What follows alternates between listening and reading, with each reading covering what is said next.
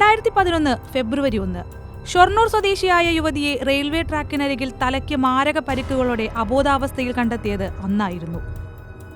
കൊച്ചിയിൽ നിന്ന് വീട്ടിലേക്ക് പോവുകയായിരുന്ന 23-കാരിയായ യുവതിയെ വള്ളത്തോൾ നഗർ റെയിൽവേ സ്റ്റേഷന് സമീപത്ത് വെച്ചാണ് ഗോവിന്ദച്ചാമി ട്രെയിനിൽ നിന്ന് തള്ളിയിട്ടത്. പിന്നാലെ ചാടിയിറങ്ങിയ പ്രതി പാളത്തിൽ പരുക്കേറ്റ് കിടന്ന യുവതിയെ എടുത്തുകൊണ്ടുപോയി മറ്റൊരു പാളത്തിന് സമീപമെത്തിച്ച് പീഡിപ്പിച്ചു. കൃത്യത്തിനു ശേഷം യുവതിയുടെ മൊബൈൽ ഫോണും പേഴ്സിലെ പൈസയും ഇയാൾ കവർന്നു. പിന്നാലെ രക്ഷപ്പെട്ടു.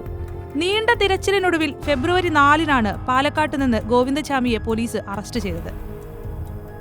2011 തൃശൂർ ഫാസ്റ്റ് ട്രാക്ക് കോടതിയാണ് പ്രതിക്ക് വധശിക്ഷ വിധിച്ചത്. 2013 ഹൈക്കോടതി ശിക്ഷ ശരിവെച്ചെങ്കിലും 2016 സുപ്രീം കോടതി വധശിക്ഷ റദ്ദാക്കി ജീവപര്യന്തം തടവ് നിലനിർത്തി. 2011 നവംബർ മുതലാണ് കണ്ണൂർ സെൻട്രൽ ജയിലിൽ ഗോവിന്ദച്ചാമിയുള്ളത്. അന്നു മുതൽ ഇന്നുവരെ നടത്തിയ കൃത്യമായ ആസൂത്രണത്തോടെയാണ് പ്രതി ഇന്ന് ജയിൽ ചാടിയത്. താടി വളർത്തിയത് മുതൽ കറുത്ത വസ്ത്രം കൈവശപ്പെടുത്തിയത് വരെ ഗോവിന്ദച്ചാമിയുടെ ആസൂത്രണത്തിന്റെ ഭാഗമായിരുന്നു. ഷേവിംഗ് അലർജിയാണെന്ന് പറഞ്ഞ് പ്രത്യേക അനുമതി തേടിയാണ് താടി വളർത്തിയത്. പുറത്തിറങ്ങിയാൽ തിരിച്ചറിയാതിരിക്കാനുള്ള നീക്കമായിരുന്നു അത്. ജയിലിൽ പ്രത്യേക ഭക്ഷണക്രമവും ഇയാൾ പിന്തുടർന്നു. കുറച്ചു നാളുകളായി ചപ്പാത്തി മാത്രമാണ് കഴിച്ചിരുന്നത്. ശരീരഭാരം പകുതിയായി കുറച്ചു. ബ്ലേഡ് പോലുള്ള ആയുധം സംഘടിപ്പിച്ച് ദിവസങ്ങളോളം എടുത്താണ് സെല്ലിന്റെ കമ്പി അറുത്തത്. ആയുധം കടത്തിയതും കമ്പി അറുത്തതുമൊന്നും ഉദ്യോഗസ്ഥർ അറിഞ്ഞില്ല.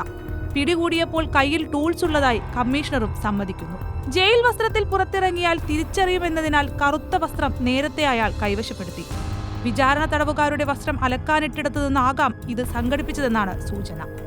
അതും ആരും അറിഞ്ഞില്ല. വെള്ളിയാഴ്ച പുലർച്ചെ സെല്ലിൽ നിന്ന് പുറത്തിറങ്ങിയ ഗോവിന്ദച്ചാമി 200 മീറ്ററോളം നടന്നാണ് മതിലിനു സമീപമെത്തിയത്. 3 ഇരുമ്പ് വീപ്പകൾ അടുക്കി വെച്ച് അതിന് മുകളിൽ കയറിയാണ് തുണികൊണ്ട് കെട്ടിയ വടം മതിലിനു മുകളിലെ ഫെൻസിംഗിൽ കുരുക്കിയത്. ഈ വീപ്പകൾ നേരത്തെ തന്നെ ഗോവിന്ദച്ചാമി കണ്ടെത്തി വെച്ചിരുന്നു. അതും ആരും അറിഞ്ഞില്ല. ജയിൽ ചാട്ടം തടയുന്നതിനാണ് മതിലിനു മുകളിൽ വൈദ്യുതി ഫെൻസിംഗ് സ്ഥാപിച്ചത്. പക്ഷേ അത് പ്രവർത്തിക്കാതിരുന്നതാണോ അതോ ഗോവിന്ദച്ചാമി അത് ഓഫ് ചെയ്തതാണോ എന്നതിൽ ഇനിയും ഉത്തരമില്ല. ആദ്യ കടമ്പകൾ അനായാസം താണ്ടിയ ഗോവിന്ദച്ചാമിക്ക് പക്ഷേ പിന്നീട് അങ്ങോട്ടുള്ള യാത്ര അത്ര സുഖകരമായിരുന്നില്ല. പുറത്തെത്തിയ ശേഷം ആദ്യത്തെ 4 കിലോമീറ്റർ ദൂരം നടന്നു. നേരം പുലർന്നപ്പോൾ ഇടവഴികൾ താണ്ടിയും ആളുകളെ കണ്ടപ്പോൾ കുറ്റിക്കാട്ടിൽ ഒളിച്ചുമായിരുന്നു മുന്നോട്ടുള്ള പോക്ക്. ഇതിനിടെ പലരും തിരിച്ചറിഞ്ഞെന്ന് തോന്നിയപ്പോൾ ആളൊഴിഞ്ഞ വീട്ടിലേക്ക് ഓടിക്കയറി അവിടെ ഒളിച്ചിരുന്നു.